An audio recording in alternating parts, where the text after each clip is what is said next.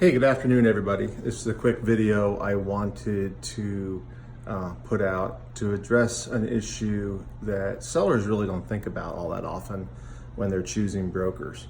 And it's an ugly reality that brokers don't really talk about a lot, but it's something we grapple with and struggle with. Not so much here in Florida, although we encounter it from time to time, but more often in other states. So I thought I'd put this down and show you the math. It has to do with co-brokering. Co-brokering is a pretty healthy thing that goes on here in Central Florida, and it's a good thing because it creates competition for your business, particularly when you're a larger business.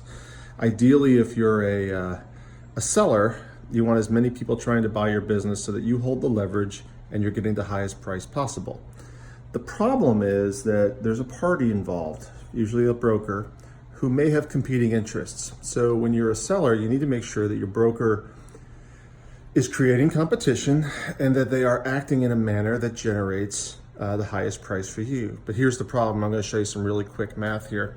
What you got on the left here is some quick math that shows the one broker scenario at $1 million price, so to speak. The average commission out there is about 10%. Which gives that broker a net commission on $1 million deal of 100 grand. Now, if the broker's an agent, they'll probably split their fee with their boss at 30%, which has to go to the house, and the house pays for advertising and associated administrative fees, which leaves the agent with $70,000 net, which is a really nice commission. Now, that's not what happens every day. But, imagine you were $1 million sales price, which means you're making 700 grand net. You sell for $1 million, that agent's walking out and they probably earned that $70,000. If they're a broker owner and they're doing the transaction, they make 100. So watch those two numbers. Now, you go out there and take that same deal at $1 million, 10% commission, and there's two brokers involved, one working for the buyer, one working for the seller. The $100,000 is split to 50-50, 30%, 30%. That means the broker's net 35. 35,000 versus 70,000 or 100,000. Literally the commissions get cut in half.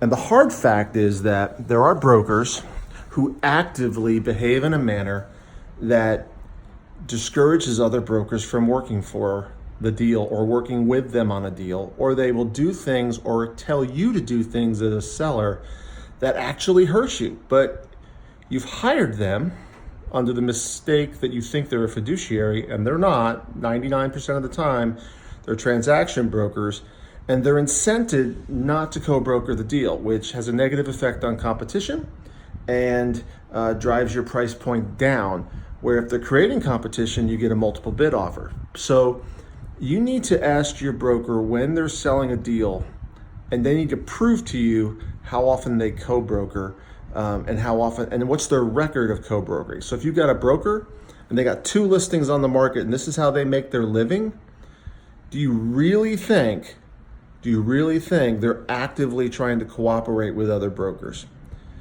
Two listings, average deal takes 12 months to sell, less than 50% of deals actually close. Do you really think when they get a good deal, they're trying to create competition? If you don't ask that question, you're selling yourself short and in all likelihood are leaving money on the table. Here at Transworld, we have the highest co-brokering ratio of anybody in the country. And I routinely co-broker about 70% of the time, which makes me work a lot harder because I have to do more deals to make a living, but it's the best thing for the client. And that's something that everybody's supposed to make sure they're doing.